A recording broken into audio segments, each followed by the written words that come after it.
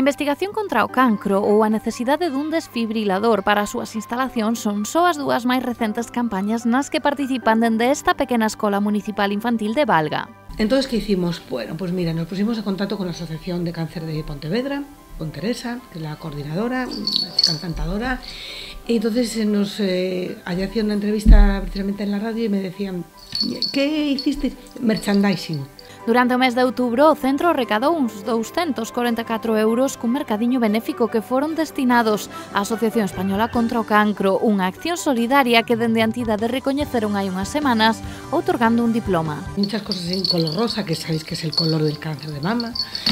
Y entonces pues decidimos empezar a vender, pusimos en la entrada del cole una pancarta enorme, súmate al rosa. Y empezamos a poner todo allí, y todas las mamás y los papás lo iban viendo, lo iban cogiendo, iban comprando, iban llevando para amigos, para amigas, bueno, te dejaban, bueno, pues déjate el eurito que sobra o lo que sea y tal. Y bueno, pues recaudamos 244 €. Os días pasan e dentro destas 4 paredes non colle máis alegría ni máis solidariedade, así que xa están a traballar na nova campaña que permitirá comprar un desfibrilador para o edificio. Ademais, a súa directora ten unha petición para conseguir unha maior notoriedade e alcanzar o obxectivo. Que era un desfibrilador para aquí, para el cole, le ponen pues donde se encaja la caja, donde está, la localización, señalización, perdón. Después nos dan un curso homologado de cómo se utiliza y luego creemos que eso es lo que necesitamos ahora mismo.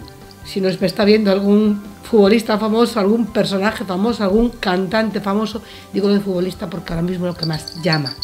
A mí me encantan todos los demás, pero alguien que nos eche una mano, pues aquí estamos, encantados de recibirlos y de que colaboren con nosotros. Paraugas, camisetas, pulseiras, gafas de sol ou gorras, todo é pouco comparado coa movilización social que se consegue dende esta escola de Valga na que actualmente participan, aparte das 8 profesoras, uns 70 pequenos xigantes.